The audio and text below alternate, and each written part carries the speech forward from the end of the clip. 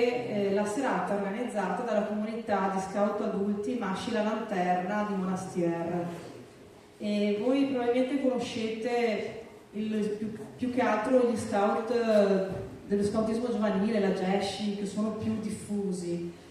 Noi siamo appunto gli scout adulti, sono persone grandi, molti di noi hanno fatto il percorso scout da giovani, che credono nei valori scout e sono organizzati in comunità. Noi a Monastier siamo in 9, la comunità è stata fondata 9 anni fa e diciamo che i capisaldi della nostra attività sono la cura del creato, della natura, e infatti come Masci di Monastier facciamo anche parte della comunità Laudato Si di Treviso e partecipiamo anche al gruppo Biodiversità e Bellezza del comune di Monastier. Un altro aspetto fondamentale per noi è la spiritualità, quindi la cura del pensiero e della coscienza, e non a caso siamo cattolici, siamo riconosciuti all'interno della Chiesa cattolica. E diciamo che il terzo pilastro della nostra attività è il civismo, l'attenzione alla città. E all'interno del gruppo quest'anno stiamo riflettendo sul tema dell'intelligenza artificiale e stiamo riflettendo su un libro che è questo, si chiama Antiqua et Nova, che riflette proprio dal punto di vista anche della Chiesa, dell'intelligenza artificiale, per cui abbiamo pensato, anche su spunto del nostro parroco Don Luigi, di approfondire questo tema e abbiamo pensato di allargarlo anche alla comunità. Di allargarlo alla comunità insieme a 2 ospiti illustri che abbiamo qui vicino a me, Don Mariano Maggiotto e l'ingegner Renzo Taffarello, che poi vi presenterò. Però come prima cosa volevo chiamare sul palco la sindaca Paola Moro, a nome dell'amministrazione comunale, che ci ha dato anche il patrocinio della serata. Grazie Paola.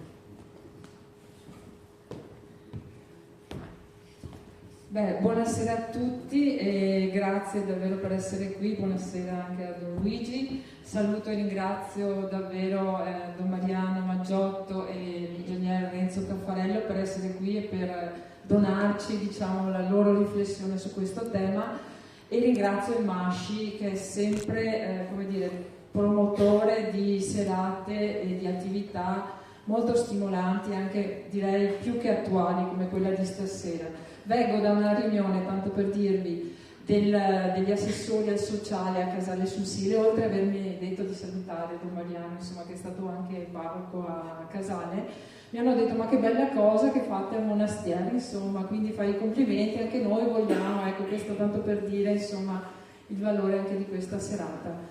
Il tema è straordinariamente attuale perché l'intelligenza artificiale, penso che comprendiamo tutti, è la rivoluzione delle rivoluzioni, è una cosa straordinaria come potenzialità e come davvero va oltre alla rivoluzione industriale. Io dico che è una bomba atomica lenta e fredda, perché noi non sappiamo dove arriverà, insomma, il percorso e la trasformazione che farà questo, non tanto sul piano del lavoro, perché appunto sarà una potenzialità grandissima, ma è proprio il limite che riuscirà a dare l'uomo a questo strumento, perché se pensiamo anche soltanto applicata alla genetica, proviamo a pensare dove finirà l'uomo e dove comincerà l'umanoide, penso che noi, molte volte penso che noi siamo stati nativi campagnoli, dico, perché siamo nati, i nostri figli sono stati nativi digitali, i nostri nipoti sono nativi intelligenza artificiale. Io ho un nipote di 9 anni che mi chiede il ChatGPT per andare a vedere quali sono le mosse che lui può fare quando gioca al computer, tanto per dire, ma questo è solo un esempio banale. Quindi tutti gli strumenti che l'uomo ha avuto li ha saputi usare per il bene dell'uomo, ma anche contro l'uomo. Quindi la vera sfida è proprio l'etica che noi sapremo applicare a questo strumento straordinario, e soprattutto io credo anche un limite, il limite appunto che salvaguarderà noi come creature, l'uomo come creatura umana. Quindi grazie davvero per questa riflessione, è una sfida tutta aperta e questo ci aiuterà, insomma, anche a rendercene conto un po'. Grazie davvero. Grazie Sindaca.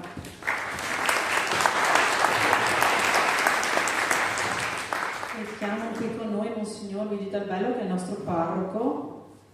Sì, abbiamo scoperto stasera che era compagno di classe di Don Mariano. Grazie, buonasera a tutti. Saluto la sindaca Paola e in particolare Don Mariano, compagni di classe dalle medie al liceo, ecco.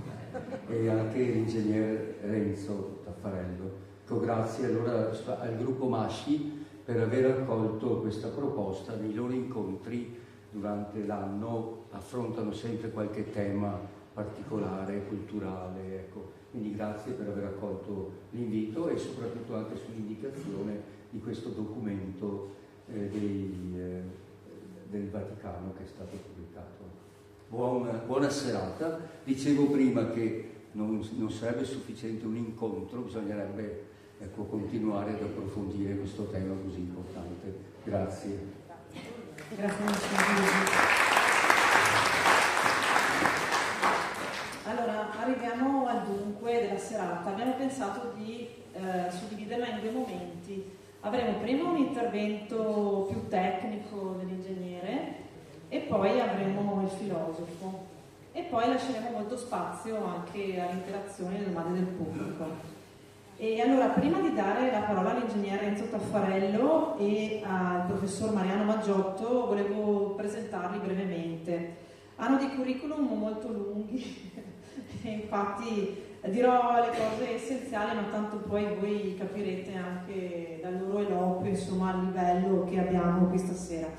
Allora, l'ingegner Renzo ha una laurea in ingegneria elettronica, che è la partenza, perché poi ha fatto tante esperienze a livello internazionale, di consulenza nelle aziende, nelle istituzioni.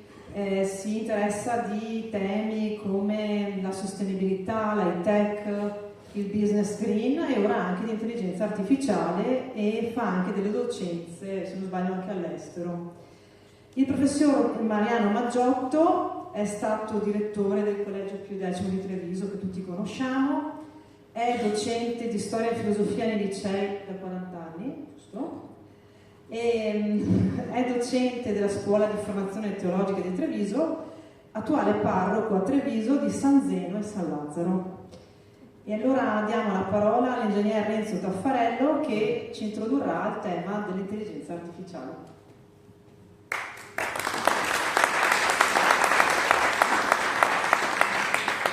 Io mi scuso con chi fa le riprese, ma sto in piedi. Ma ci sta, va bene, ecco, non voglio rovinare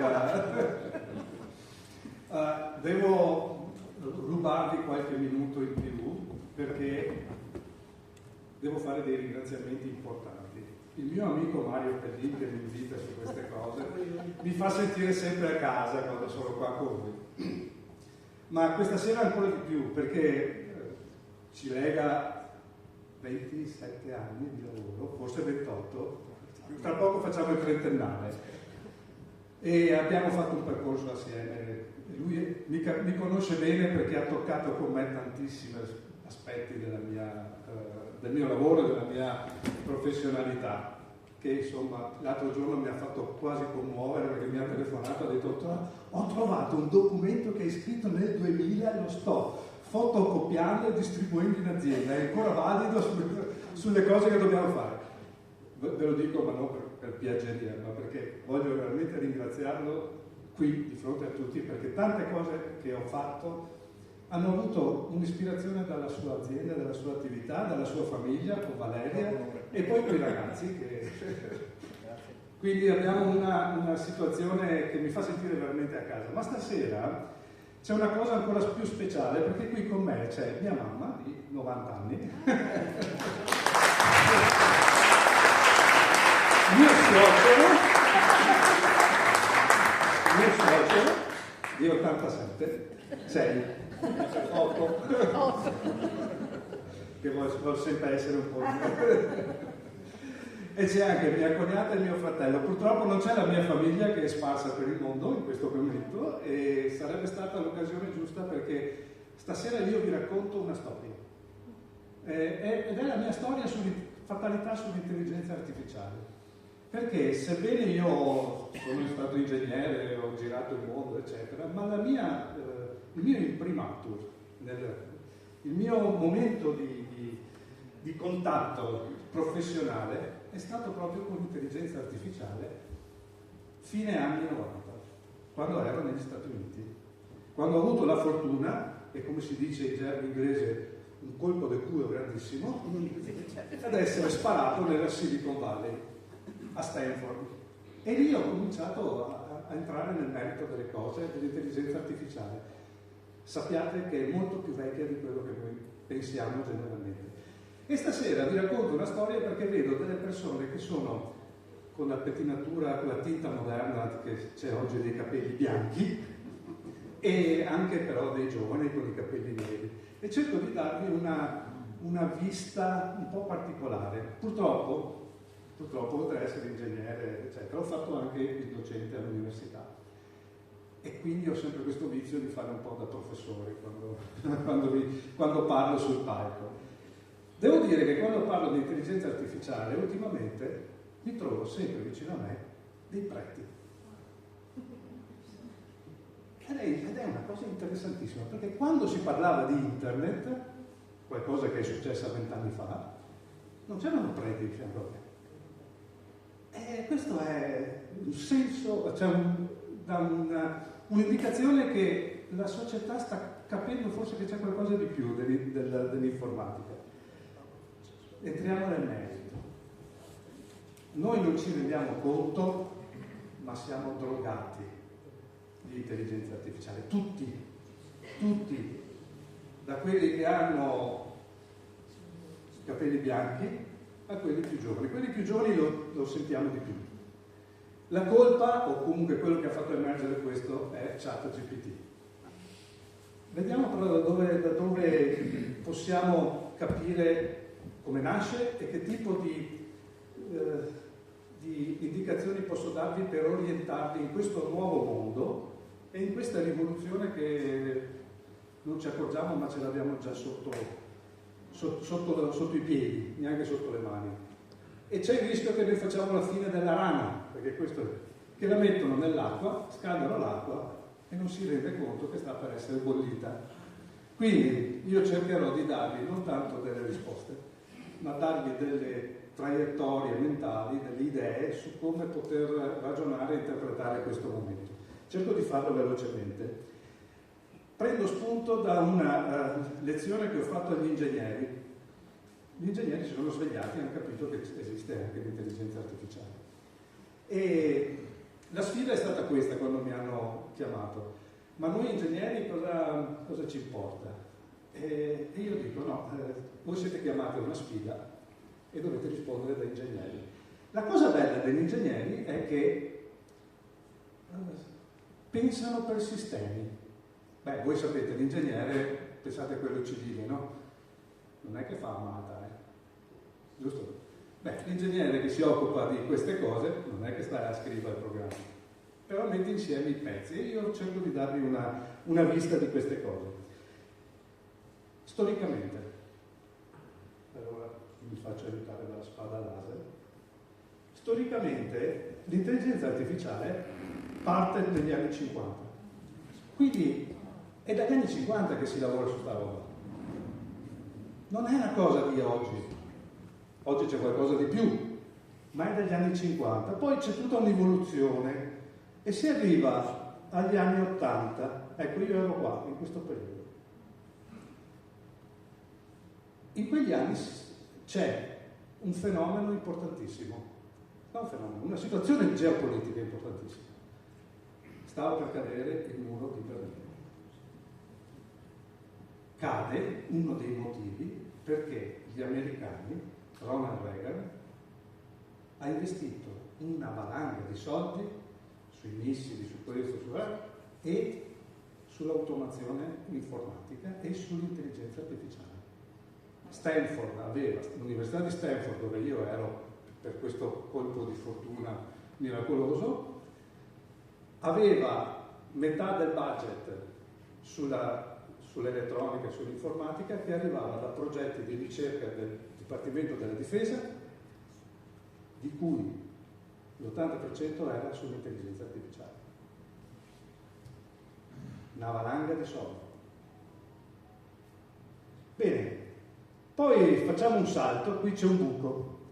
Dagli anni 90 al 2010 non se ne parla più. Improvvisamente negli Stati Uniti un computer vince la sfida del rischia tutto. A domanda risponde in linguaggio naturale. E qui si apre una prima nota di stupore. Ma la cosa più importante, che pochi se ne rendono conto, è che nel 2019 Tesla introduce il vero autopilota. È tutta intelligenza artificiale. Poi arriviamo al 2022, quindi non è che siamo ieri, 2022 entra in gioco ChatGPT. Noi lo conosciamo probabilmente nel 2023 e mezzo. Ma ChatGPT esce nel 2022, che è quello che noi conosciamo come intelligenza artificiale, che è quello che ci affascina e tutte queste cose qua. La storia è lunga. Qui in mezzo, dai tempi del muro di Berlino a ChatGPT, c'è Internet. Internet ha permesso sta roba. Le tecniche c'erano prima, erano qua, già conosciute abbastanza qua. Mi perdonate, ma non entro, farò anche delle affermazioni poco precise, ma giusto per darvi il taglio. La tecnologia era qua, i dati sono qua. E oggi abbiamo ChatGPT, che ci stupisce, ma ChatGPT scientificamente è matematica, applicata a una valanga di dati.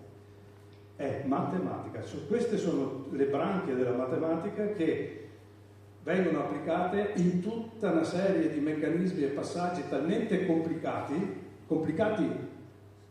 perché si intersecano tra di loro, ma sono matematiche. E quello che si fa fatica a cogliere, perché ChatGPT, cioè l'intelligenza artificiale, ti risponde con quella, come dire, immediatezza, no? Con quella di, caspita, questo ha capito tutto, no? No, beh, è matematica. E matematica, qui c'è un punto importante che tutti quelli che fanno questo mestiere sanno. Qualcuno qui, già nel 1931, ha dimostrato che la matematica è incompleta. Quindi tutto quello che noi adesso abbiamo come tecnologia, ChatGPT, e queste belle cose che ti dice dammi le mosse per vincere la partita a scacchi. Qualcun altro dice che tipo di serata devi imbastire per affascinare una signorina.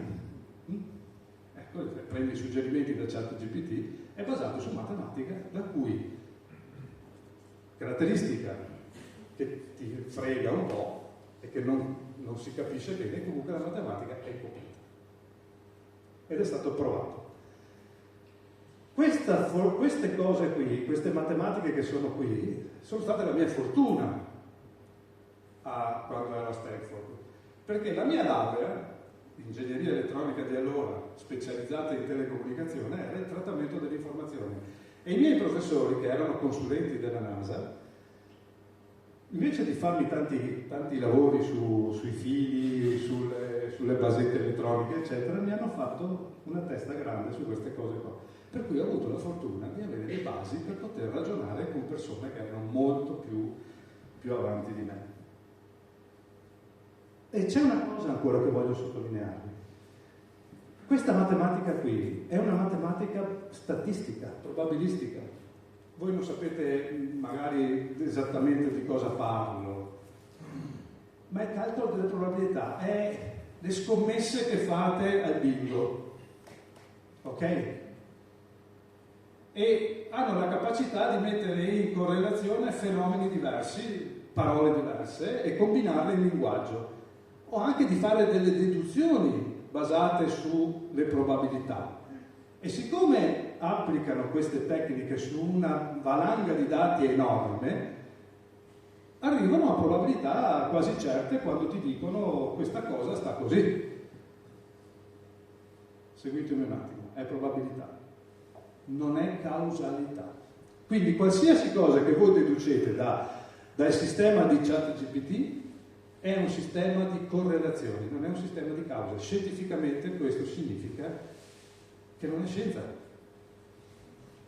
Ok? Quindi, quando chiedete qualcosa a ChatGPT, vi dà delle risposte molto plausibili, ma non sono collegate alle cause dei fenomeni che volete analizzare. È un aspetto importante. Però c'è un aspetto anche che devo raccontarvi. Visto che non è causalità, visto che è qualcosa che mette insieme i pezzi in una maniera altamente probabile, tanto da convincervi che sa parlare il vostro linguaggio e vi ha capito, dovete anche considerare che però l'intelligenza artificiale a oggi non è attaccata alla realtà, è scollegata. È scollegata diversamente da noi, perché noi con le mani sentiamo se è caldo o freddo, e quando diciamo questa cosa è fredda, la diciamo perché conosciamo le cause. Quando tu ottieni una risposta da ChatGPT che ti dice guarda che quella cosa è fredda, non l'ha mai sentita, non l'ha mai toccata. Tenete presente queste cose, perché tra un po', grazie ai sensori e ai robot, noi introdurremo il contatto come possibilità di aumentare e arricchire l'intelligenza artificiale. Qui noi non sappiamo, qui siamo a livelli anche di scienza, non sappiamo ancora cosa questo comporterà dal punto di vista di sviluppo della tecnologia. Ecco cos'è il ChatGPT. Ecco. Queste, leggete, sono parole vere raccattate da ChatGPT in internet, fattore internet che ti permette di fare queste cose. Sono parole vere, applicano la matematica. Queste stesse parole vengono tradotte con delle truccologie ingegneristiche in numeri. E quando noi abbiamo i numeri, con la matematica, facciamo tutti i calcoli di probabilità che vogliamo. Questa è l'essenza. Dietro c'è una montagna di calcolo, una cosa pazzesca, tutto quello che non possiamo neanche immaginare, centri di calcolo mostruosi, per mettere insieme che questi numeri qua con questi sono vicini e potrebbero essere correlati a questi qua, i quali riportati in termini di parole ti danno una risposta che è simile, plausibile e ti racconta la sua storia. Io ho avuto la fortuna, e mi sento molto privilegiato, di aver lavorato con la gente che ha messo in luce all'inizio della storia dell'intelligenza artificiale questo tipo di natura intrinseca della tecnologia dell'intelligenza artificiale. Quindi ogni volta che voi che avete una certa età qui davanti con i capelli bianchi e gli altri un po' più indietro che sono giovani e che si divertono con ChatGPT, sappiate che state usando un sistema che ha questo meccanismo. Ed è una dura realtà. Funziona, perché oggi voi avete un sacco di vantaggi da questa intelligenza artificiale, ma sotto è questo. Da un punto di vista filosofico, mettiamola così, senza voler... Da ingegnere vi dico come la vedo, quello che vedete qua sono cose che ho anche studiato, tirato fuori da autori che sono molto più preparati di me, ma noi siamo in mezzo a una quarta rivoluzione. Questa è la visione dell'ingegnere, poi magari con questo apriamo una porta infinita di discussioni. Noi con Copernico abbiamo scoperto che l'uomo non era più il centro del mondo, però eravamo al centro del mondo animale.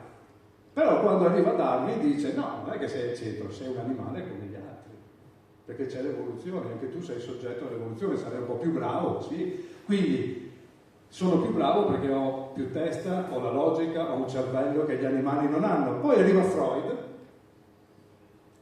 e dice: guarda che tanta roba che tu fai con la tua testa è inconscia, non c'è logica. E quindi l'uomo perde anche la sua centralità e dice: no, però almeno io ho una mente che mi permette di essere logico, matematico, fare cose, eccetera.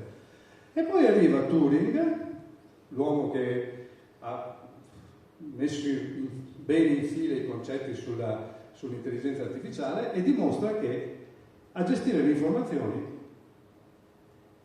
forse è meglio di noi l'intelligenza artificiale. Quindi, da un punto di vista di uomo, dove sta andando, eccetera, noi siamo in una rivoluzione, in una crisi. Noi, qual è il nostro ruolo? Non è così scontato, perché l'intelligenza artificiale ci mette in crisi. E la crisi più importante è questa, guardate. Conoscenza. Se io metto insieme, questo perdonatemi, ma gli ingegneri devono fare qualche diagramma ogni tanto, Voi pensate alla capacità di analizzare, vedere, capire le cose, processare le informazioni nel tempo. Oggi, questo è l'uomo.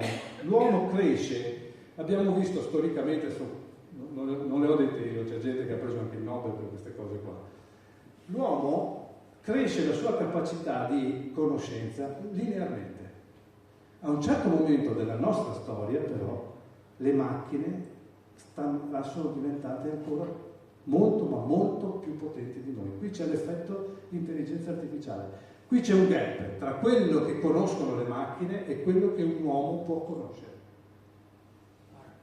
Banalmente, se fino all'altro giorno voi potevate mettere le mani sull'impianto idraulico di casa vostra, perché avevate le informazioni per poterlo fare, oggi non ce la fate più.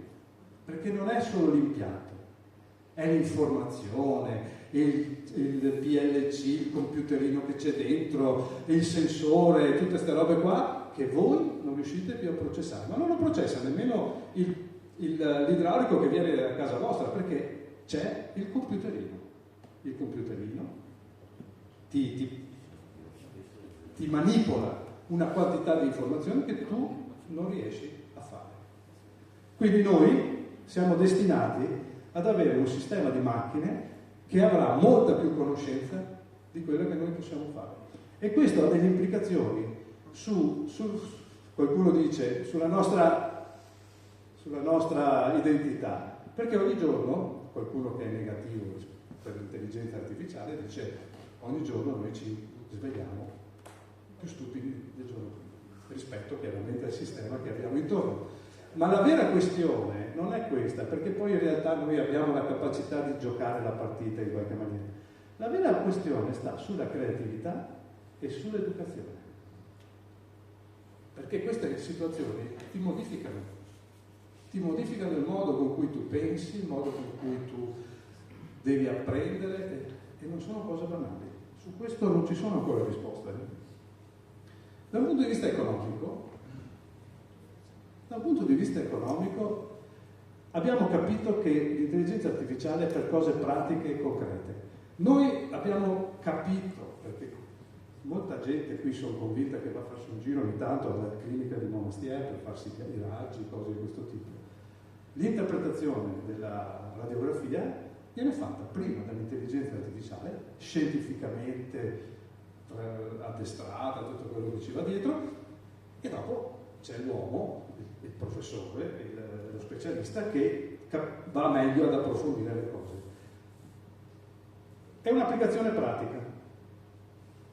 Sulla scienza di questo tipo l'intelligenza artificiale ha fatto prendere i Nobel quest'anno, per gente che ha usato l'intelligenza artificiale per scoprire proprietà delle proteine, delle molecole, delle cellule, eccetera.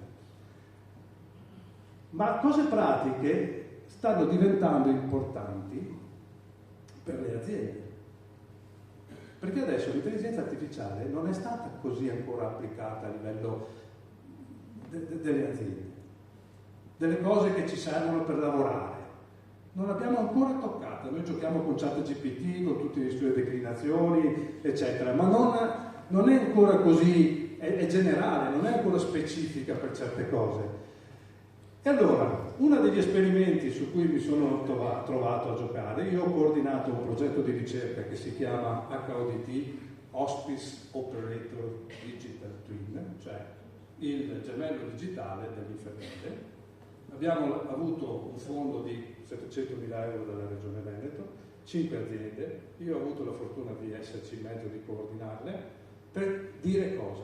Che con l'intelligenza artificiale il nostro paziente ha l'infermiere a disposizione 24 ore su 24 per 7 giorni su 7. E come ce l'ha?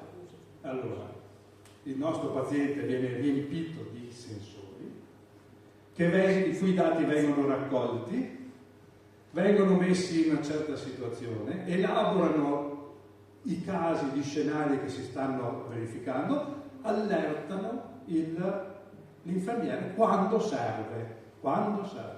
E quando serve, o quando la persona sta male, chiama l'infermiere, gli risponde l'intelligenza artificiale. A seconda di come viene risposto, l'intelligenza artificiale chiama veramente l'infermiere bene. Questo non è un prodotto ancora, però è fattibile.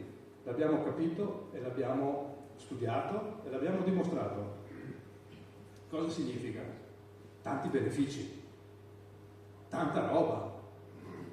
Uno sta a casa, non si sente tanto bene, non ha bisogno di prendere il telefono, eccetera. C'è già la sua amica intelligenza artificiale che dice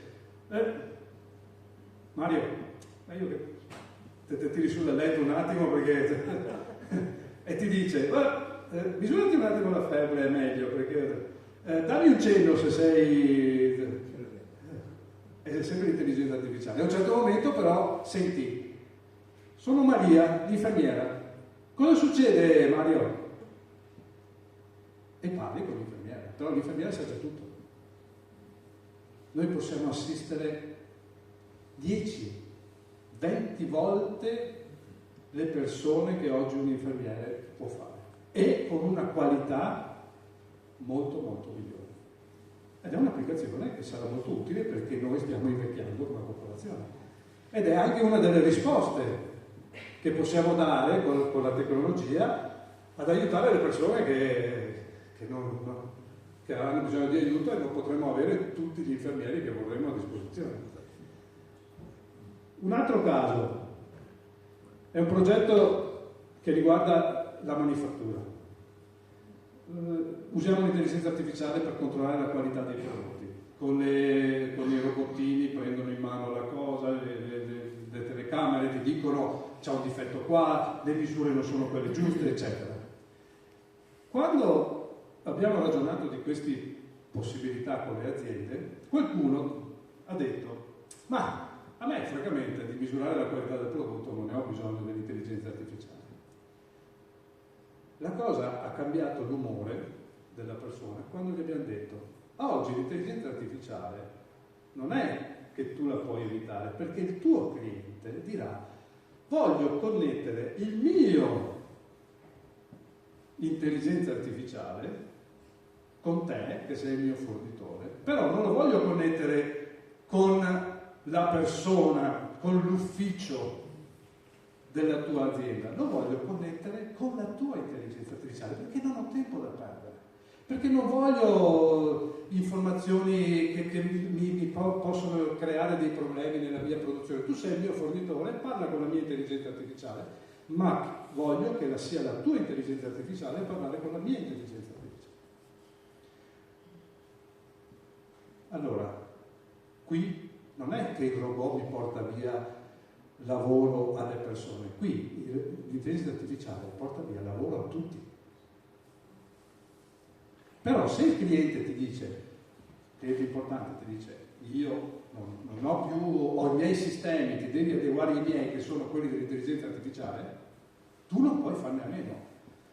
Per questo motivo ci sono 6 aziende e abbiamo ricevuto un finanziamento della Regione Veneto di 2 milioni circa per giocare su questa cosa. Il che vi fa capire che non abbiamo ancora toccato con mano la vera intelligenza artificiale. Siamo ancora all'inizio. ChatGPT è la cosina che ci viene bene, è quello che ci fa sognare, ma la vera partita sta su queste cose qua. Ok, politicamente. A noi credo che i nostri politici stiano sottovalutando che dobbiamo avere prodotti certificati e normati per l'intelligenza artificiale. Perché dato che non sono legati alle cause effetto, scientificamente, sono probabilistici, sono plausibili, non posso non avere qualcosa che mi dice fino a che punto sono affidabili. Ve la metto semplice, in realtà è molto più complessa. Banalmente, tanto quanto noi abbiamo il marchio CE sul prodottino che compriamo, per cui siamo convinti che è un buon prodotto, se non altro rispetta le regole di sicurezza, di tranquillità, che non ci prende fuoco la casa, eccetera, no? Dobbiamo avere prodotti certificati di intelligenza artificiale. Ma dobbiamo anche avere prodotti, per chi vuole, non contaminati dall'intelligenza artificiale. E guardate, questo sta diventando, ci sono dei trend di mercato su alcune situazioni, che sta diventando un mercato importante. Sono persone che dicono: io voglio parlare non con un'intelligenza artificiale quando ho un problema, voglio parlare con una persona. Anche se è meno competente, e questo è vero, spesso e volentieri, di quelle che sono svolte, dei servizi che sono svolti dall'intelligenza artificiale. Però è un diritto. Non posso vivere in un mondo in cui non posso più non avere un rapporto diretto tra persona e persona. Ci sono prodotti e servizi che devono essere certificati che non hanno intelligenza artificiale dentro. Anche questo è un vuoto cosmico, pauroso a livello politico, e dopo la ricaduta è ingegneristico, pratico, produttivo. Questi sono i temi più importanti che non vengono toccati ancora in maniera sostanziale dall'intelligenza artificiale. L'educazione dei nostri figli. Ma se voi avete, l'esempio che è fatto dal sindaco, ma se io ho il telefonino in mano, il ChatGPT, ma devo per forza stare lì a studiare la geografia? Basta che chiedo. E non è sbagliato il fatto che noi stiamo interpretando l'educazione senza aver tenuto in considerazione questi sistemi. Sarebbe come dire a un ingegnere oggi: progettami il ponte con il regolo. Ma stiamo scherzando? No, io faccio questo esempio perché io sono stato uno degli ultimi a dover toccare il regolo, ed è stato un incubo, e uno dei primi a poter usare la calcolatrice HP per fare i calcoli delle funzioni di matematica che servono per progettare le cose.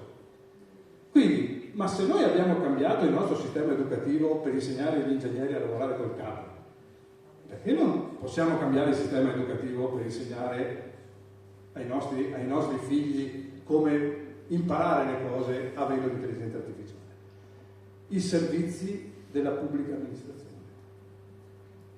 Cioè, non esiste che io devo impazzire oggi come oggi con ChatGPT alla mano che mi dice esattamente cosa deve fare il segretario piuttosto che lo sportello dell'anagrafe, e devo ancora perdere tempo a chissà cosa fare per avere qualche informazione o cosa del genere. Qui c'è un altro buco che non si sa bene come, sì, si ne parla tanto, si fanno convegni, eccetera, ma in sostanza non entriamo nel merito, perché poi c'è il tema dei dati. Questa è una cosa fantastica. Noi, perché i dati sono dati personali, abbiamo il GPRS, abbiamo la riservatezza, la privacy e tutto, e noi non possiamo adottare certe soluzioni.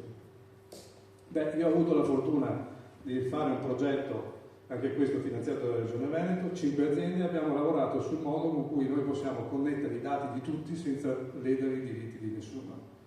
La cosa è fattibile, richiede un grande sforzo, richiede anche una grande determinazione, ma Se noi non mettiamo in comune i dati, l'intelligenza artificiale ci dice delle belle cose plausibili ma non utili alla fine della fiera.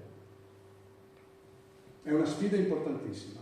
L'ultima che vi tocco è che grazie a questa capacità di raccontarti le cose, l'intelligenza artificiale ti fa perdere il contatto con l'informazione vera,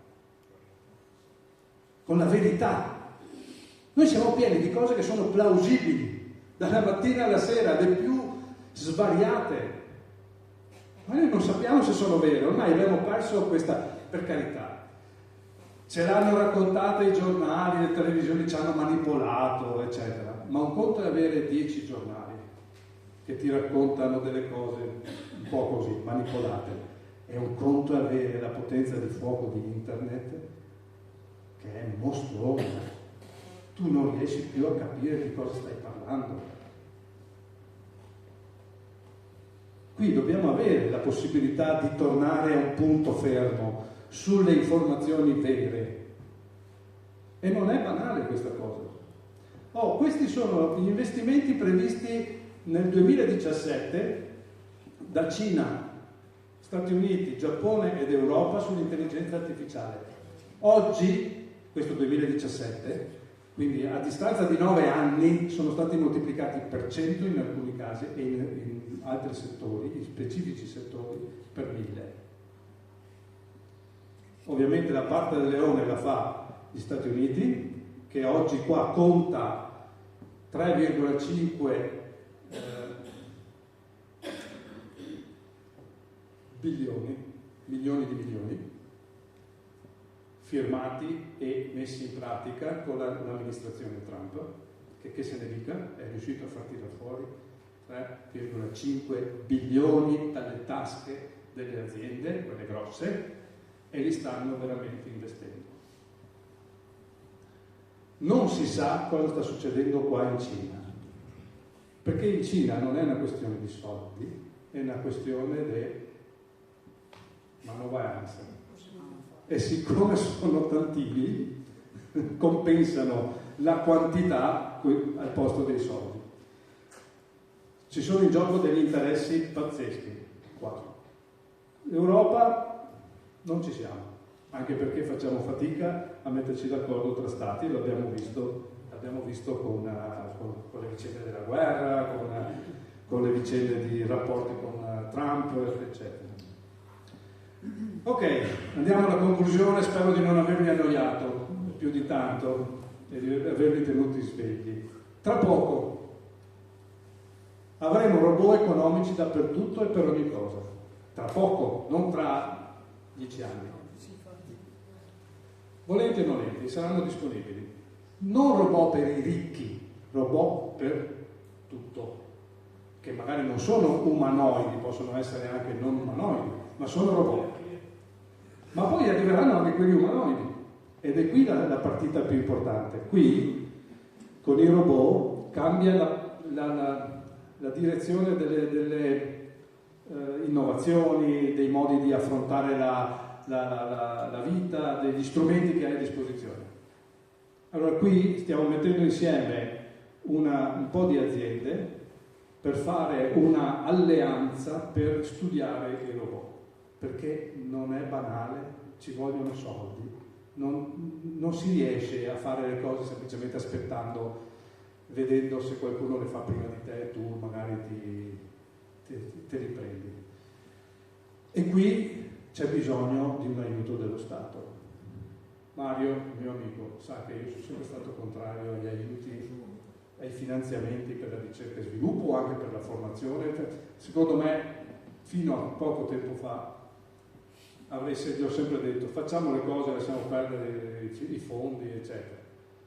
Ma da quando è uscito ChatGPT, che ha rimesso in gioco tutta questa partita, io mi rendo conto che abbiamo bisogno di un aiuto reale, monetario, pratico, da dare alle aziende perché possano sporcarsi le mani con questa tecnologia.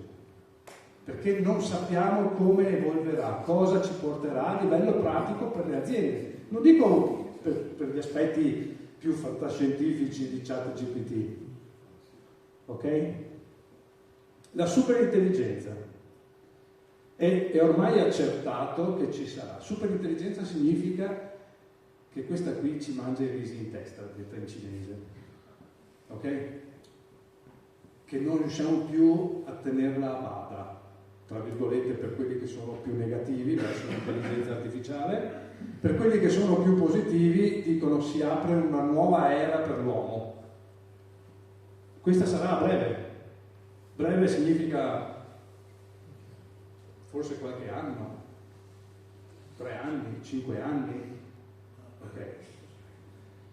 Quello che mi fa invece personalmente da ingegnere e da persona un po' più paura è questo.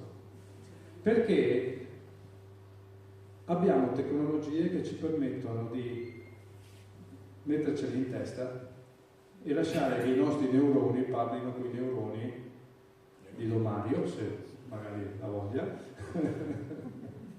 o con quelli di Mario. Ed è la risposta che alcuni scienziati stanno indagando al fatto che noi dobbiamo anche evolvere come capacità di pensiero, capacità di elaborazione delle informazioni, mettere in rete i nostri cervelli tanto quanto internet ha messo in rete i nostri computer. E questo apre uno scenario particolarmente inquietante per chi anche come me, che insomma prima di prendere un'aspirina bisogna proprio stare male. In conclusione, per certo è stato dimostrato si fanno una valanga di soldi con l'intelligenza artificiale, quindi come sistema paese se non facciamo intelligenza artificiale ci lasciamo perdere un sacco di soldi, mettiamolo pure così in maniera molto pratica.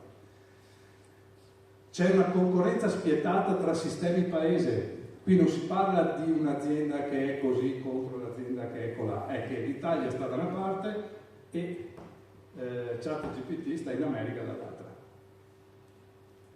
E non si può trascurare.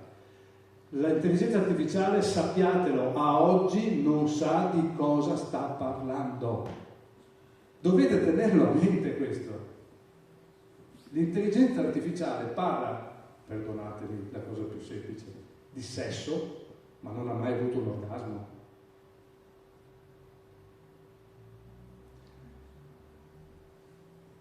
Sarà però il nostro angelo custode, l'abbiamo dimostrato con l'infermiere. L'infermiere diventa dappertutto, presente in ogni momento, è il nostro angelo custode.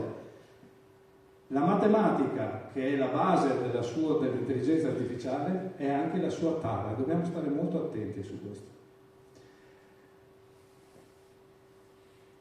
C'è questo ultimo pensiero che è legato al fatto che sempre su questa sottile differenza tra l'intelligenza artificiale ci dà delle cose plausibili perché sono statisticamente ben correlate rispetto a sapere le cause.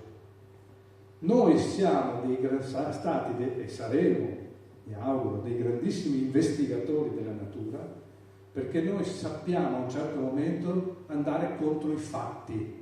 L'intelligenza artificiale basa tutta la sua capacità a seguire i fatti, ad analizzare i fatti, a rimescolare i fatti, ma non andare contro per il momento, perché quando arriva la superintelligenza c'è il pericolo che sia in grado di andare contro i fatti.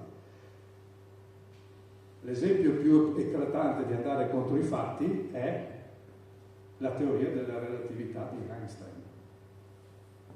L'ha costruita andando contro i fatti che erano già creati da Newton. Questa è una botta di intelligenza vera.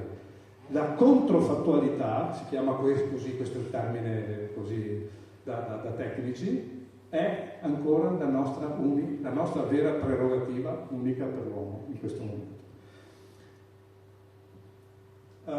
Mario mi ha chiesto di darvi qualche indicazione su bibliografia. Questi sono i libri che io mi sono letto e che prendo come spunto quando affronto quei progetti lì.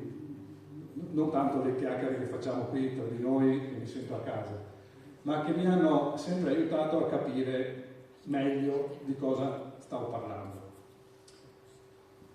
Ne sottolineo uno, questo qui, è quello che ha individuato la controfattualità prima di tutti. Questo libro è del 1980. Aveva già criticato questa persona, questo è uno degli insegnanti della Stanford, aveva già individuato questa persona i limiti di questa situazione. Questa persona è stata dimenticata, se non dagli addetti ai lavori, e non viene mai citata nei convegni. È interessante questo, quanto siamo presi e drogati dall'intelligenza artificiale. E concludo con una perla di saggezza che viene dalla Gigia. Sapete chi è la Gigia? In centro a Treviso, cantore di 4S. Bene. C'è della saggezza anche in quei posti. Questa è la fotografia prima che la cambiassero. Vale per noi, ma vale anche per l'intelligenza artificiale. Va bene, signore. Grazie della sera.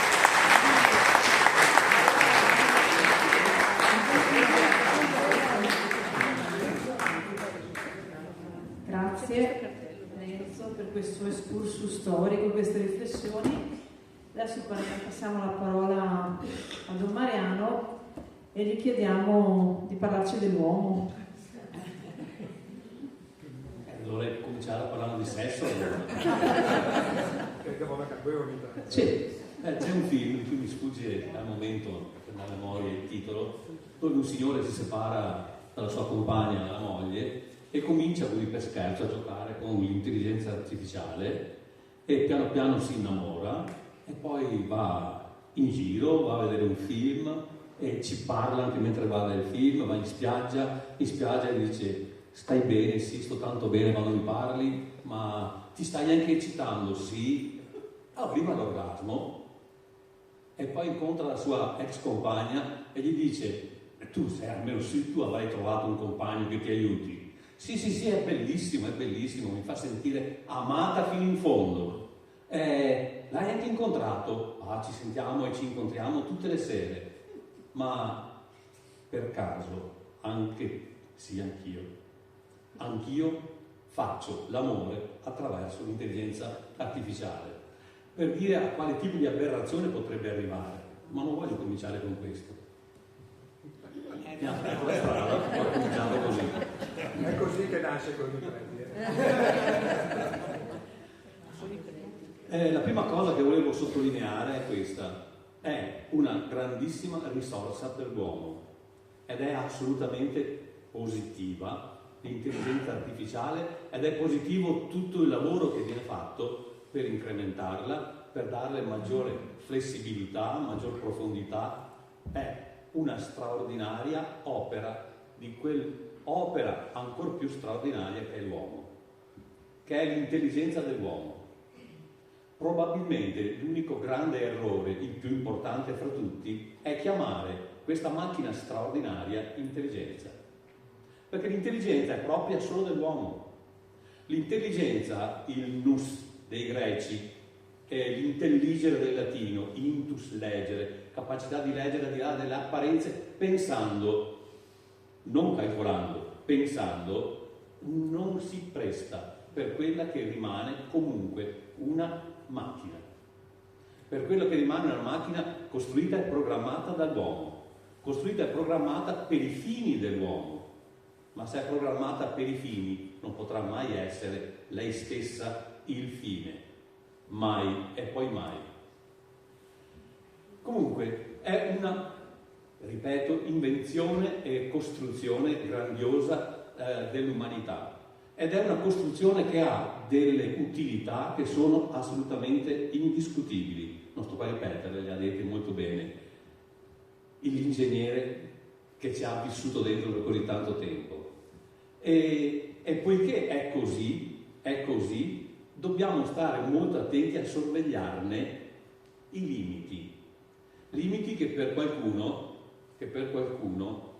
sono limiti da non superare mai.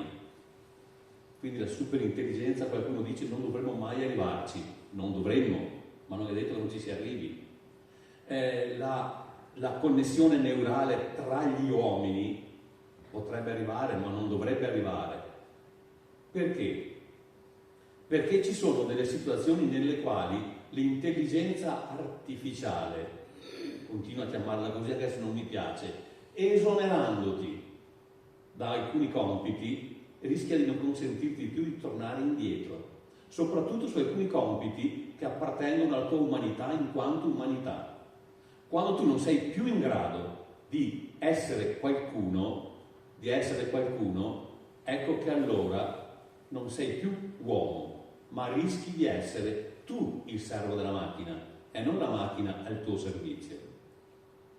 E questo è quello, secondo me, è quello forse che contrassegna il rischio il più importante dell'intelligenza artificiale, meglio se volete il passaggio dall'analogico al digitale, perché sappiamo che ora siamo passati tutti praticamente, usiamo il cellulare, siamo passati dall'essere analogici ad essere digitali, cioè in mano ai numeri, numeri che ti regalano solo giustamente la probabilità, non la verità.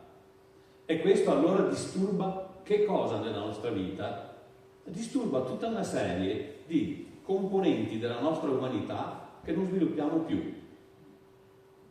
Io ricordo quanta impressione mi ha fatto quando ormai sono passati 4 anni, quando mi sono accorto un bel giorno di sentire disagio perché durante la messa non potevo rispondere al cellulare.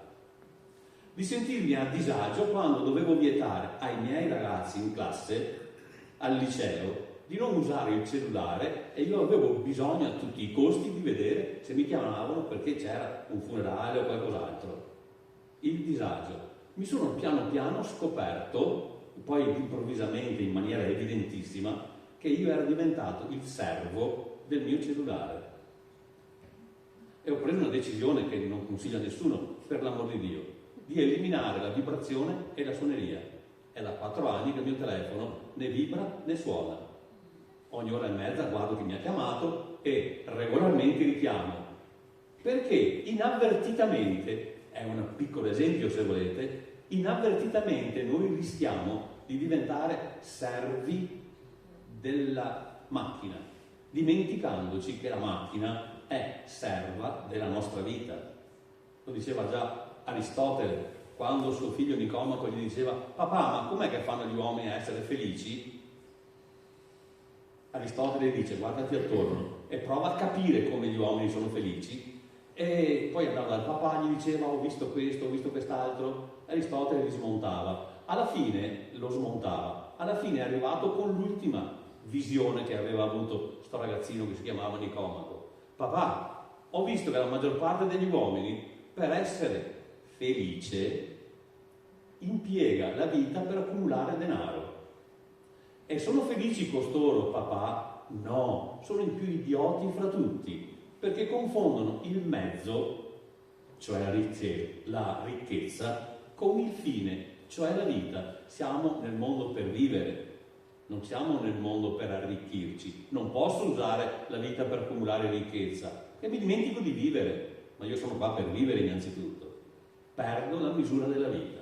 Ecco, la tecnologia e l'intelligenza artificiale, tecnologia in genere, l'intelligenza artificiale in specie, rischia di togliere alla nostra persona alcune caratteristiche che una volta perdute rischiamo di non recuperare più. Scuola, i ragazzi possono usare tutti gli strumenti, sì, ma non sempre e non comunque. Ad esempio, quando io faccio lezioni di filosofia, stamattina fra l'altro spiegavo Freud, spiegavo la teoria della sessualità infantile, è inutile che stiano là con il tablet davanti, anche perché piaccia oppure no. Qualche volta cammino per l'aula e invece del testo c'è YouTube e non va bene.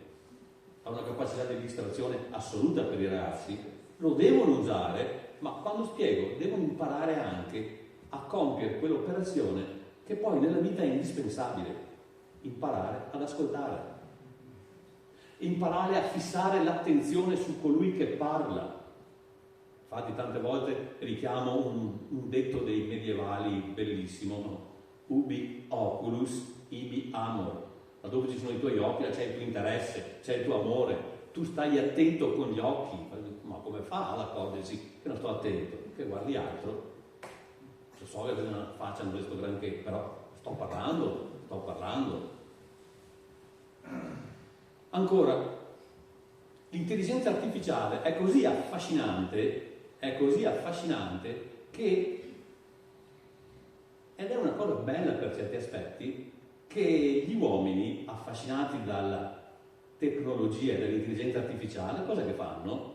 Adattano la realtà all'intelligenza artificiale. Adattano la realtà alla tecnologia. Voglio lavare meglio i piatti, devo inventare, voglio i detersivi quelli buoni, e serve un certo tipo di movimento, invento la lavastoviglie. Per dire, modifico la realtà perché la metto a servizio della tecnologia che mi è utile. Ma capite che qua il confine non è così semplicissimo da definire, da trovare. Ancora, si mette in questione il problema della verità. Che cos'è la verità? L'ha chiesto anche Pilato a Gesù, ma non c'è Gesù, io non sono Pilato, ma se lo chiedessi a voi, guardo su internet, dicevamo un tempo, chiedo a ChatGPT o al nuovo sistema, quello cinese che sta funzionando, dicono bene ed è gratuito, no? No, perché la verità non è quella. Fra l'altro c'è una favoletta zen che è simpaticissima, la quale vede un contadino che sta zappando il campo, il contadino sarebbe il teologo, il filosofo, e sente da lontano il rumore del galoppo di un cavallo, e sopra il galoppo di un cavallo, sopra il cavallo che galoppa, c'è lo scienziato. Il cavallo è la tecnica, e è arrivato a distanza giusta di voce. Il filosofo chiede allo scienziato: dov'è che stai andando? E lo scienziato risponde: dovresti chiederlo al cavallo. Cioè, è la tecnica che comanda la direzione o è l'uomo che comanda la direzione? È vero che tutto ciò che posso fare è giusto? Il poter fare coincide con il giusto fare? È un altro tema, la cui soluzione non è facile. Ancora, l'intelligenza artificiale va a parlare con i numeri, è un vecchio limite dell'uomo. Là dove io posso misurare, là allora quella è la verità che io conosco. È Galilei, il quale Metodo scientifico. è stato... Metodo scientifico anche. Sì, ma ci stavo arrivando, stavo dicendo. Galilei aveva una filosofia che si chiama il matematismo, che era il suo unico errore. Lui ha fatto tutte le cose giuste quando insegnava a Padova, no? Che era fisico, anzi filosofo naturale. E il suo errore è stato quello di dire che il mondo è fatto di numeri e solo chi conosce i numeri può conoscere il mondo. Però è una forma di conoscenza che è conoscenza scientifica, non è conoscenza assoluta, è conoscenza scientifica. Non posso conoscere solo attraverso i numeri. Eppure pensate quanto sono usati anche adesso dai medici i numeri. Quanto te fa male da 1 a 10? È vero, sì. Quando la digitalizzazione, la traduzione in numero di tutto rischia di diventare la fine di infinite espressioni ed esperienze della nostra umanità. Ancora, la velocità necessaria per l'andamento delle aziende, per l'efficienza della comunicazione, pensate quanto noi la trasferiamo involontariamente anche dentro tanti aspetti della nostra vita. E quando noi la trasferiamo all'interno della nostra vita, pensate quanti problemi crea l'idea della velocità. Una delle risultanti un po' strane e simpatiche che mi è accaduta da quando ho smesso di rispondere subito, ma di richiamare mai dopo un'ora o anche dopo mezz'ora, di richiamare: mi avevi chiamato? Sì. Avevi un'urgenza? Sì. Ma cosa ti serve? Non serve più. Bastava aspettare mezz'ora, Bastava aspettare mezz'ora. che l'intelligenza artificiale velocizzi, semplifichi, faciliti, è indiscutibile. Che noi ci lasciamo prendere dall'urgenza della velocità come essa ci suggerisce, anche no. Perché non recuperiamo il gusto della lentezza? La lentezza per assaggiare un bicchiere di vino buono. Se lo bevi, tu ubriachi, se lo gusti, ti diverti. Perché non recuperi quella lentezza che ti consente, quando sei a casa, di guardare in faccia tuo figlio, senza che lui se ne accorga? O la lentezza nella relazione sentimentale con il compagno o la compagna della tua vita, fermarti senza far nulla e guardarti in faccia. Il recupero della lentezza. Ancora, la intelligenza artificiale, che ripeto è soprattutto sul versante positivo dal mio punto di vista, è anche qualcosa che mette per davvero a repentaglio la comunicazione con se stessi. Nel senso che quando io mi appoggio troppo a risorse che mi arrivano da fuori, io mi impedisco di elaborare risorse che possono partire da me. Pensate quante volte cerco il medico su internet, o quante volte credo che l'intelligenza artificiale mi dia il risultato assolutamente tranquillo sui problemi che possa avere di vita, di salute o di altro. È vero, dal punto di vista diagnostico è eccezionale, ma parlavo appunto con un chirurgo anche piuttosto importante, al quale ho detto: per te l'intelligenza artificiale è importante? È appena tornato dagli Stati Uniti, dove è andato a un congresso, doveva parlare lui. È importante per te? Sì, è importante. È la cosa più importante per il tuo lavoro? La sua risposta è stata no, perché la cosa più importante non sono neanche le mie mani, la cosa più importante è il mio occhio e la mia intelligenza. La mia intelligenza, non quella artificiale, la mia.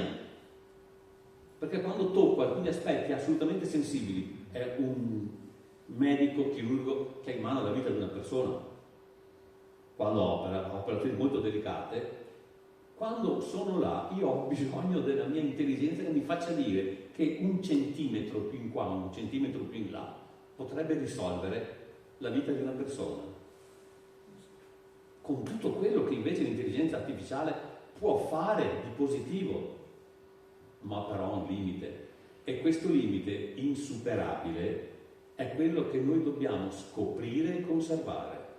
Scoprire e conservare non tanto nei discorsi magari importanti, perché stanno sfuggendo, troppo bravo no, a fare ricerche su cose più importanti, ma sto parlando di vita quotidiana, no, adesso. Cosa dobbiamo conservare di vita quotidiana noi a casa nostra?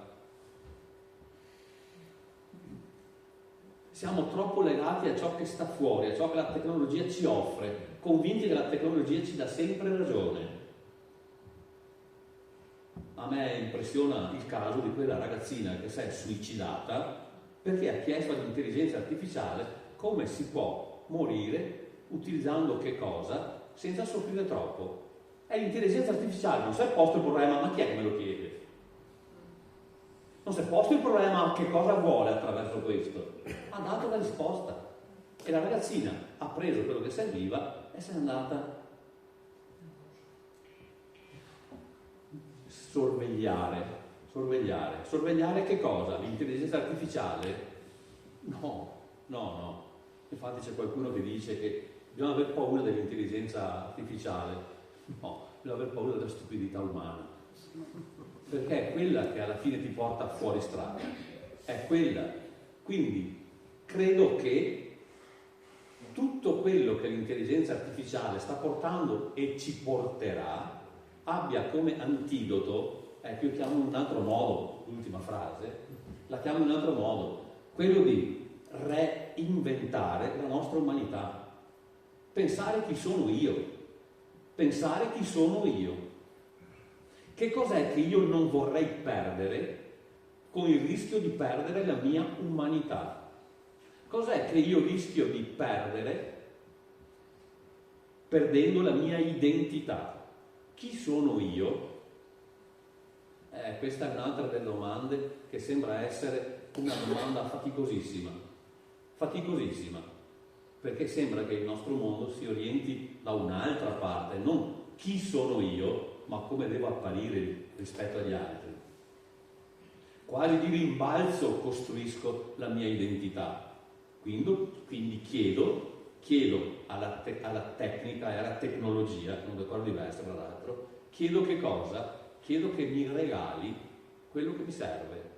No, devo chiedere io quello che mi serve, non chiedere che me lo regali, perché mi porta anche là, forse io non vorrei mai arrivare. Pensate quante persone assolutamente si lasciano lusingare da quello che viene offerto, dalla strumentazione la più sofisticata che viene offerta oggi. Quante persone partono non da quello che sono per migliorare, ma cercano di migliorare partendo da quello che vorrebbero essere, da quello che ti suggeriscono di essere. No, basta, parti da quello che sei, parti da quello che sei, migliorati a partire da quello che sei, perché tu sei, il resto è immagine. Anche qua Aristotele, il figlio, gli aveva proprio detto: sai papà, molti credono che nella vita si è felici quando si cerca l'onore. Oggi potremmo tradurre così: quando si cerca l'applauso. Mio Dio, quanto bravo, quanto bello, quanto buono sei. Sono felici costoro, papà.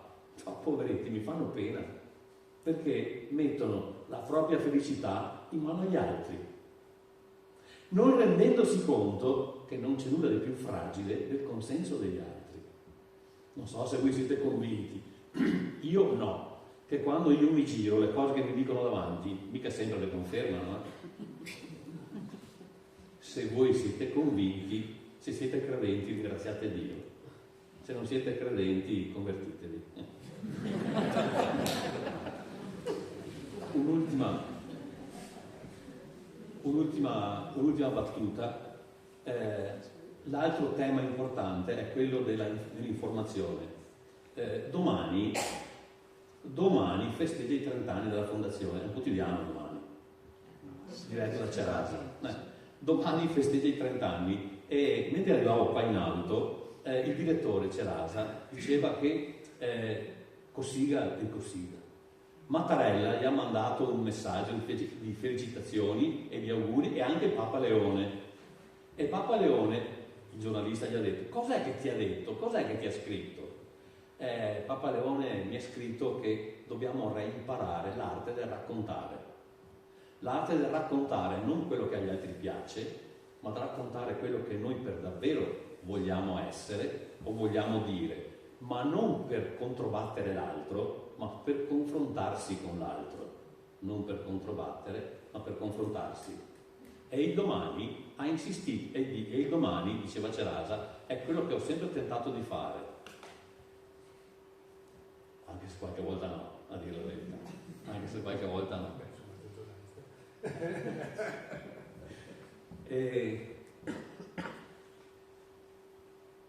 E non vorrei che una storiella che era nell'antica Grecia si verificasse anche nel 2026 ormai, dove c'era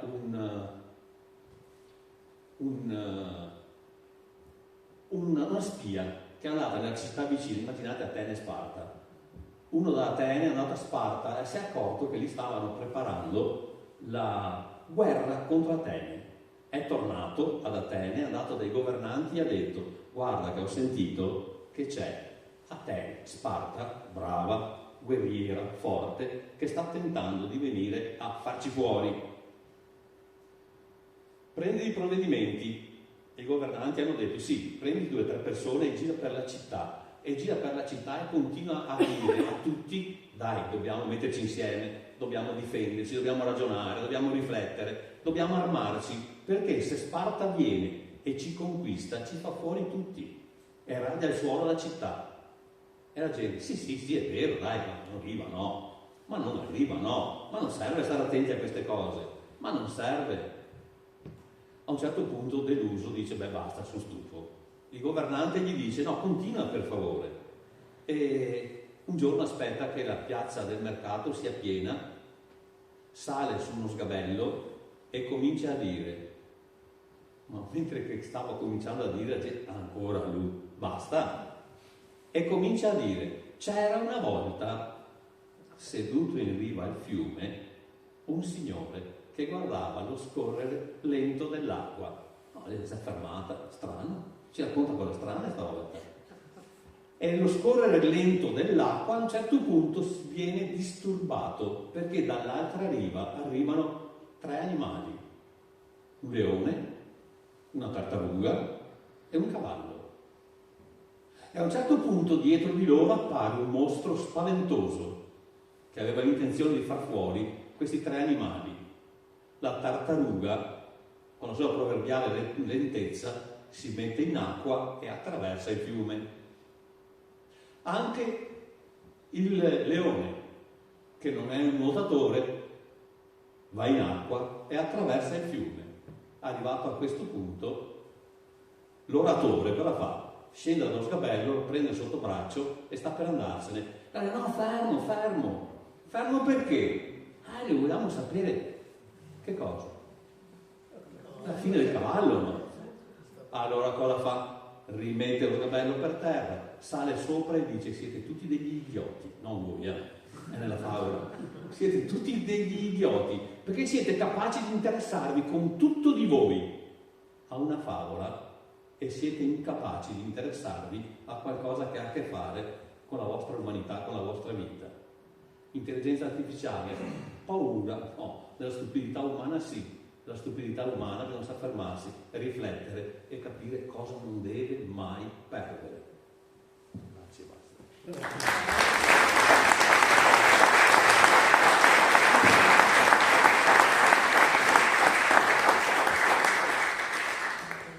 Grazie a Don Mariano e apriamo lo spazio per le domande se volete approfittare dei nostri relatori.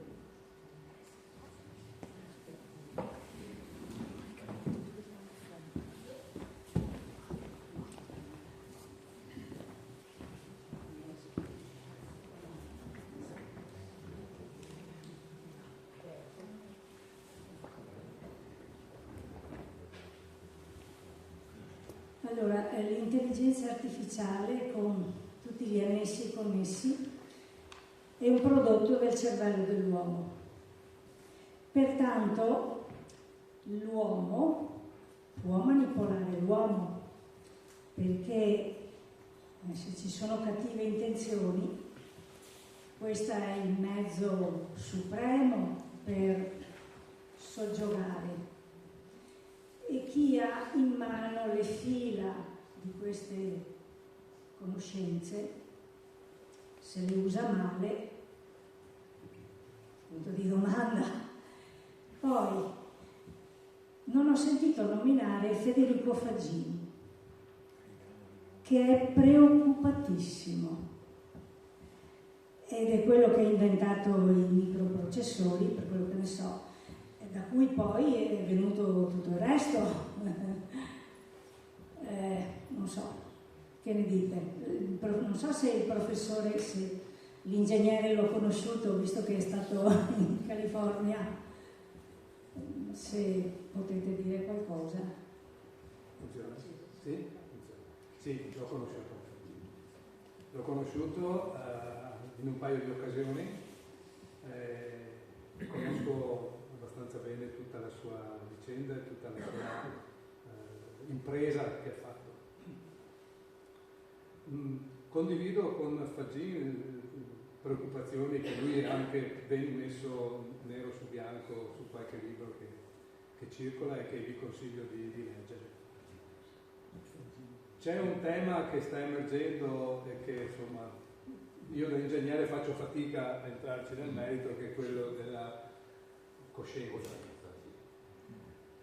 dove però da ingegnere io mi fermo perché capisco le logiche che ci sono sotto, perché sono collegate alla meccanica quantistica, tutta la fenomenologia della natura che abbiamo capito che non abbiamo capito com'è, no? Mettiamola così, ma non riesco da ingegnere perché sono troppo razionale, mi dispiace a entrare in queste situazioni. C'è un aspetto però che io ho anche usato e ho avuto la fortuna di confrontarmi con persone proprio della Silicon Valley e anche dell'entourage di Fagini. Sta emergendo che l'universo è sostanzialmente informazione. Uno dice, wow, è informazione. Che ce ne frega. Beh, ci sono delle implicazioni incredibili su questa affermazione. E queste implicazioni ci portano di nuovo a mettere in discussione il ruolo nostro all'interno di tutto questo universo. Ma anche delle implicazioni tecnologiche, anche delle implicazioni scientifiche questa storia. Una delle cose che sto studiando è che se noi lavoriamo con le formule che cita Fagini, noi possiamo derivare, in qualche misura, tutto un sistema economico che oggi non è stato ancora implementato, che è basato sui dati. Vi dico che, ve la faccio corta così, queste implicazioni sono estremamente importanti per il futuro dello sviluppo della nostra società. Per quanto riguarda le implicazioni sulla coscienza, io passo la parola agli esperti deputati a questa ricerca. Sul fatto della manipolazione delle informazioni, se mi permetti. Certo, ti permetto. Allora, sì, ChatGPT, l'intelligenza artificiale, è una droga che amplifica sia le cose cattive che le cose buone. E quindi la stupidità umana è lo spartiacque di questa faccenda. E credo che su questo punto noi dobbiamo trovare modo di insegnare a tutti, non solo ai giovani, ai ragazzi, eccetera, ma a tutti cosa significa giocare con questa tecnologia. Questa è una responsabilità che abbiamo tutti. Noi non sappiamo, lo dico perché partecipo a dei gruppi di studio sull'education, sull'educazione, che sono entrati. La storia è questa. 3 anni fa mi arriva una telefonata da un mio amico carissimo della Stanford e dice: volevo sentire il tuo parere perché siamo qui riuniti sul tema dell'intelligenza artificiale. Noi siamo abituati come professori all'università a far ragionare i ragazzi, prima di tutto, insegnarli a usare il baucometro. Okay. Adesso questo sistema è basato su fargli scrivere robe, idee, elaborare, risolvere, no? Con l'intelligenza artificiale tu gli dai un compito e loro vanno da ChatGPT e prendono quel compito per farlo. E dice: questo sistema non sta in piedi, non sappiamo bene come affrontare sta roba, c'è una discussione in corso. Tu che sei dall'altra parte dell'oceano, hanno un po' di, come dire, di stima di me non meritata comunque da questo punto di vista. Cosa ne pensi? Nel senso che io sono della scuola vecchia, vengo dal continente vecchio, vengo da dove è nata la storia e la filosofia, e dicono: vabbè, cosa ne pensi? E io dico: guardate, voi non dovete combattere l'intelligenza artificiale, secondo me, dovete abbracciarla, ma dovete sapere da che parte prenderla. Cosa significa questo? Non lo so, però se vi mettete in questa direzione probabilmente potremo anche scoprire delle cose nuove per educare i nostri figli. Viceversa andiamo a combattere contro i mulini a vento. Pensate che queste persone, sono professori stimati, eccetera, ho capito una cosa: loro erano talmente dentro al sistema dell'intelligenza artificiale, al posto dove nasce, dove è scontato che tu lavori con i telefonini, con i computer, dove è scontato che tu parli di bilioni di investimenti sull'informatica, e stavano perdendo, hanno questo modo di essere talmente presi che non riescono facilmente ad andare oltre. Il problema non è risolto, sia chiaro, anche perché da quel momento, parlo di 3 anni fa, comunque l'intelligenza artificiale ce l'abbiamo sotto il naso anche quando non sappiamo che c'è, quindi è pervasiva. E vorrei aggiungere, dopo passo la parola sulla coscienza, questo, che condivido quello che hai detto sulla nostra testa, sul nostro cervello, sull'essere noi. Io uso le parole fisiche e non quelle spirituali. Il miglior investimento che uno può fare in questo momento è sul suo cervello. E qui nasce una domanda, secondo me, importante.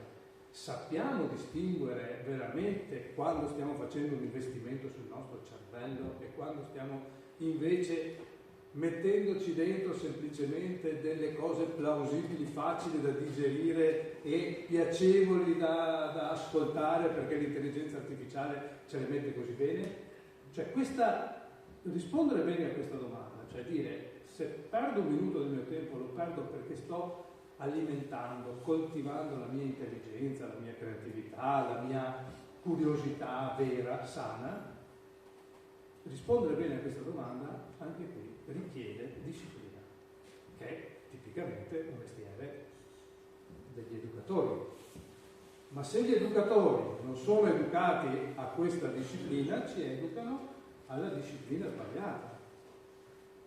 Qui c'è una responsabilità di tutti, ma anche di chi ci governa. Scusatemi, ma io non sono uno che vuole fare... Ma io non posso permettere che oggi mio figlio vada a scuola e impari una disciplina che è esattamente il contrario di quello che lo porterà a vivere bene, sano, ecco, vivere creativo, vivere curioso, che sa assaporare le cose buone della vita e non quelle plausibili o quelle di piaggeria che ti portano a essere fighetto da una parte e parlare sempre per stereotipi dall'altra e così via. Io francamente questa è la parte che mi preoccupa di più, perché qui facciamo la differenza tra la stupidità umana e la parte buona dell'uomo. E la parte buona dell'uomo ha scoperto la meccanica quantistica, ha scoperto la relatività, ha inventato l'energia atomica, ma andiamo anche più indietro, ha inventato l'agricoltura, andiamo a 4.000 anni fa, 5.000 forse. Cioè, ha inventato saper lavorare le pietre, costruire le piramidi. Cioè, non dobbiamo perdere questa cosa. Dobbiamo, secondo quello che vedo, tornare forse ai momenti filosofici socratici o aristotelici in cui ci poniamo le domande. Prima ancora di goderci le risposte, godiamoci il fatto di farci delle domande.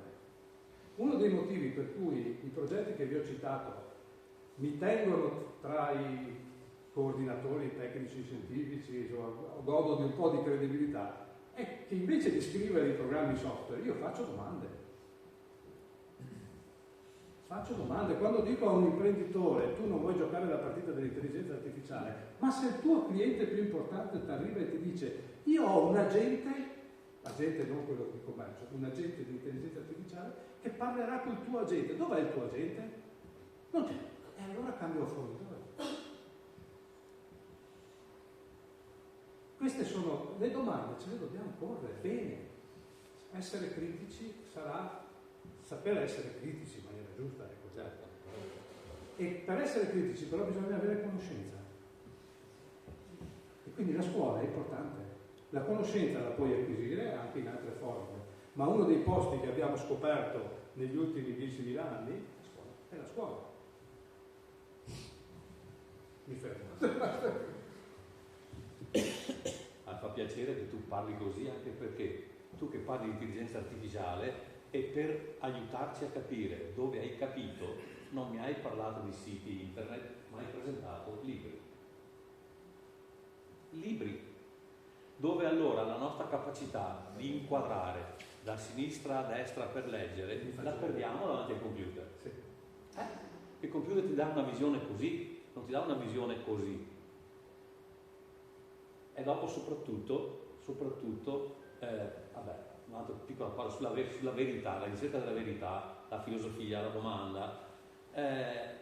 La verità non esiste completa, esistono solo passi verso la verità. Se guardiamo la storia dell'umanità, quante cose stanno cambiando nel tempo, sono cambiate e stanno cambiando nel tempo. Quanto i processi sentiamo che vanno avanti e non sappiamo neanche verso dove.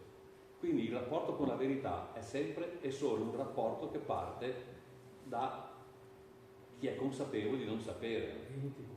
Sì. Ma per Socrate, che è il papà dell'intellettualismo occidentale, aveva sentito che c'era una voce strana che girava, messa dal tempio di Apollo a Delfi. E a un certo punto sono andati a dirglielo: sai che c'è una chiacchiera su di te? Vogliamo sapere se tu la sai e se sei d'accordo con quello che si dice. Ma cosa dicono di me? È che tu sei l'uomo più sapiente del mondo. E Socrate, molto umile, ha detto: sì, è vero, io sono l'uomo più sapiente del mondo perché nessuno come me sa di non sapere. La vera intelligenza non è quella che sa tutto, che ti racconta tutto. La vera intelligenza, giustamente, sottolineo con enfasi, è quella che interroga e che si interroga. Riguardo alla coscienza, Fagin, la sua idea della coscienza è un'idea molto molto importante che lui ricava però da suo papà. Suo papà, che insegnava al liceo di Vicenza e poi ha insegnato anche all'Università del Padova come incaricato, ha scritto un volumone grosso così, un commento grosso così sulle Eneadi di Plotino.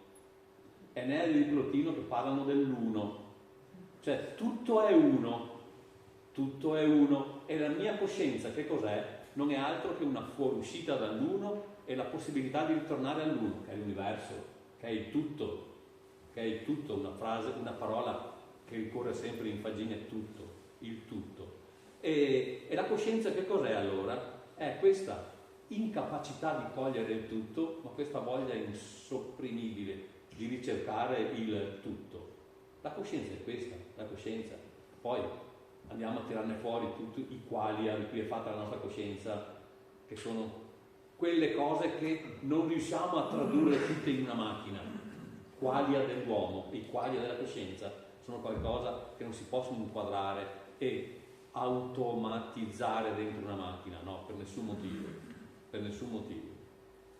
E una delle conseguenze importanti di quello che hai detto tu a scuola, io ho una classe di 28 studenti, anche stamattina a un certo punto mi sono fermato quando parlando del complesso di Edipo e di Elettra e ho detto: ma secondo voi, no, se a casa tua succede questo, per l'amor di Dio no, ma secondo voi vi sembra vero oppure no, verosimile oppure no? Silenzio. E da quest'anno per la quinta volta ho proposto per tutti loro una visita dall'otorino-laringoiatra, perché sembrano in difficoltà sia a parlare che ad ascoltare a questo punto. Perché? Non sono abituati a vedere più che a ascoltare. Non solo, ma sono abituati a vedere e ad ascoltare finché che piace, perché poi basta un click per eliminare. Ecco perché anche quando si passa ogni tanto dentro Porta San Tommaso al sabato sera c'è la gente così, e la gente così, credete che si parli? Sì, al cellulare. Ma parla con chi hai vicino, no? La tecnologia a volte ci imbroglia anche in maniera così banale, così semplice, e ci allena a rifiutare il tu che mi sta davanti scomodo. Mi insegna a non cercare mai chi la pensa diversamente da me, che sarebbe la risposta più bella del mondo. Quando ai miei studenti dico sempre: se qualcuno la pensa come me, mi fa l'offesa peggiore che possa fargli. È nella diversità che cresciamo, no? L'intelligenza invece ti asseconda sempre. L'intelligenza ti asseconda, giustamente dicevi tu un attimo fa, ti asseconda, ti dà sempre ragione, ti dà sempre ragione. Passo, non sto chiacchierando per niente.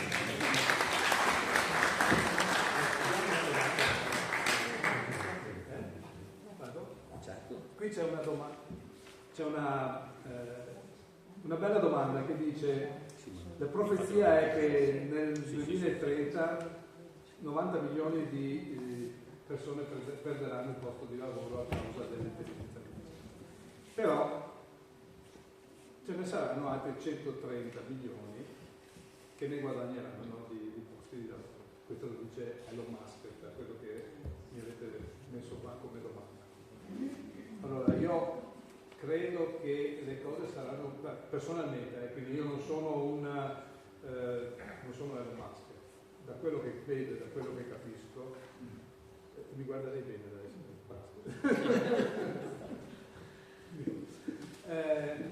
Ne perderemo molti di più e ne guadagneremo molti di più. E vi invito a pensare ad alcuni momenti della nostra vita passata, anche qui recente. Tutto quello che veniva fatto con il fax. Quanta gente lavorava a causa del fax? Poi è arrivata qualcos'altro, il fax è sparito. Il telefono. Giusto per toccare con mano alcune di queste trasformazioni. Una che è qui vicina e abbastanza immediata, le agenzie di viaggio. Pensate che siano poche, nessuno ha mai fatto il calcolo bene, è tutto un settore che è sparito. Quindi non vedo un problema di per sé di far sparire 90 milioni di lavori e farne guadagnare 130. Dal punto di vista macroeconomico, dal punto di vista umano è una tragedia. È una tragedia. La differenza però qui, e questo mi permetto di sottolinearlo, è che a differenza del fax o dell'internet che ha cancellato le agenzie di viaggio, l'intelligenza artificiale amplifica o complementa le competenze delle persone, se è presa bene. Per cui, se studiata, messa in pratica in maniera buona, intelligente e non, come dire, troppo opportunistica, le 90 milioni di persone che perderanno il lavoro, con qualche dispositivo, passatemi di intelligenza artificiale, faranno 90 milioni di persone che faranno qualcosa di diverso e non saranno gettate in pasto alla disperazione e alla povertà, cosa che invece è successa con le altre tecnologie. Però tenete sempre presente questo, è una droga, amplifica le cose buone tanto e amplifica tanto anche le cose cattive. Sulla scorta di questa esposizione appena fatta, no? La risposta anche a questa domanda, volevo dire qualche suggerimento da parte dell'ingegnere, giusto per scendere un po' più in basso, perché voi state volando alto, no? Quali sbocchi futuri potremmo immaginare per questi 130 milioni o forse di più di persone che in teoria si occuperanno di nuove attività? Una domanda. L'altra domanda era per Don Mariano. Prima si è parlato anche di superintelligenza, della velocità con cui avanza questo fenomeno, insomma. E quindi cosa possiamo fare, cioè ognuno di noi nelle nostre aziende, diciamo, nel nostro quotidiano, per affinché le applicazioni di questa intelligenza artificiale siano dirette alla promozione del progresso umano e del bene comune. Se potete dare è stato detto molto, però volevo un po' provare.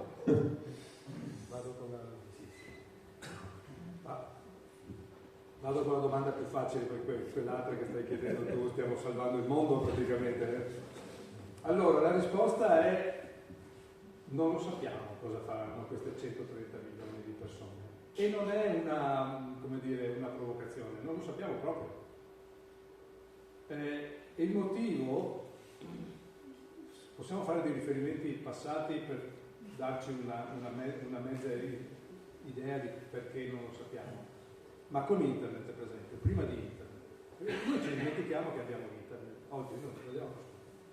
Ma nel 1996 internet non c'era qua, non c'era. Io ho fatto la prima dimostrazione di internet perché venivo dagli Stati Uniti e avevo tutte le connessioni, cose collegato e l'ho fatta vedere cosa ci serve. Abbiamo il fax, computer non ci servono più di tanto, eccetera.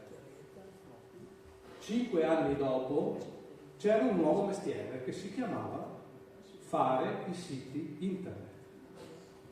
Cioè, fare i siti internet ha dato lavoro a una svalangata di gente, e preparata e studiata. Questo è un esempio, tanto per dirvene uno. Ma vado anche sulle cose un po' più spinte. Il sistema delle prenotazioni di Booking, Airbnb, eccetera, ha cancellato una valanga di persone che facevano gestione delle prenotazioni, di tutte queste cose qua. Però ha messo in moto un'economia che non c'era prima.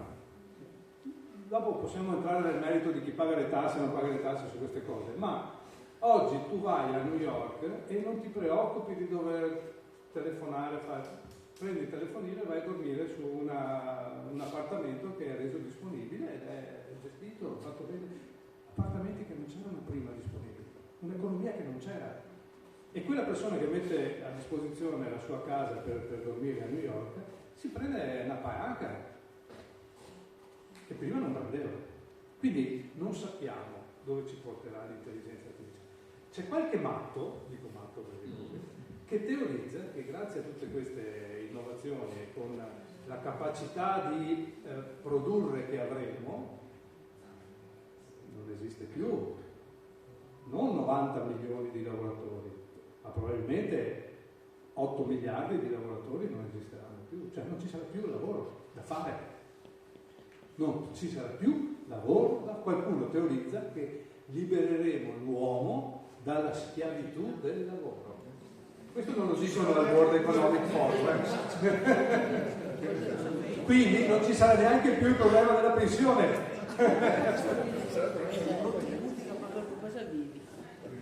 Allora, intanto una battuta a seguire. Cosa accadrà se l'intelligenza artificiale porterà via posti di lavoro oppure tanto tempo al lavoro, mica dei posti, si può lavorare anche meno, no? Credo che si realizzerà il sogno della cultura sia greca che latina, di cui sono appassionato, dove in greco il vero tempo libero si dice scolè, in latino la vera vita si dice otium, il lavoro si dice negotium, cioè addirittura devo negare una cosa bella per lavorare, perché l'obiettivo è l'otium. Ecco, una delle cose che a me è a scolè, è il contrario, no?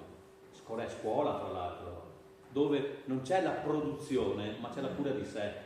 Una delle cose che a me invece preoccupa non è che perderanno molti posti di lavoro, è che impazziranno alcuni perché non sanno cosa fare del tempo libero, perché hanno dimenticato di coltivare i propri interessi, hanno dimenticato di coltivare voglia di capire, di approfondire, di viaggiare, di muoversi, hanno dimenticato il giocare bene la vita. Questo a me preoccupa. Dopo, cosa possiamo fare in questi tempi di cambiamenti molto molto molto veloci? Insistere di non dimenticarsi mai che siamo esseri umani. insistere e fare in modo che non si dimentichi mai che il mio padrone non è la macchina, ma io sono il padrone della macchina. Non dimenticarsi mai che i ritmi che la macchina mi impone sono ritmi a cui io devo obbedire entro limiti che sono io a decidere. E tutto il flusso di conoscenza che mi viene offerto dalla macchina, devo ringraziare la macchina senza innamorarmene però, perché un'altra delle tentazioni che la filosofia dice riguardo alla macchina è che è facilissimo non innamorarsi di una macchina che parla come una signora, come un signore, ma di innamorarsi della macchina pensando che quello è il giusto ritmo di vita. Se volete, la cosa più importante è non dimenticare che sei un uomo. E farsi domande.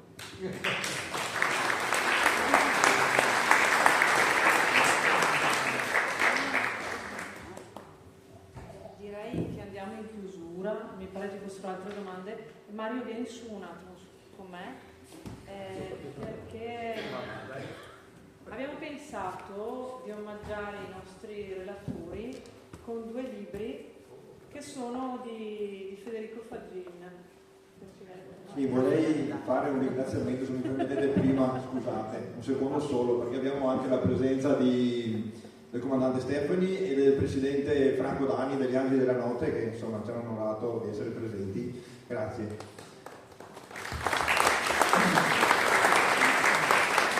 Allora, consegno questo Ruggero da Farello, che è di Federico Faggin, quindi mi sembra che più azzeccato di così non si può. Ecco, grazie comunque. A Don Mariano invece abbiamo trovato un testo che si chiama Resurrezione e quindi direi che anche questo dovremmo essere allineati, insomma, ecco. Bene, credo che possiamo anche così ringraziare tutti la presenza molto importante. Non avevamo questo obiettivo, comunque grazie a tutti che siete venuti e grazie agli oratori, insomma, che hanno fatto una serata veramente interessantissima, insomma, ecco. Grazie.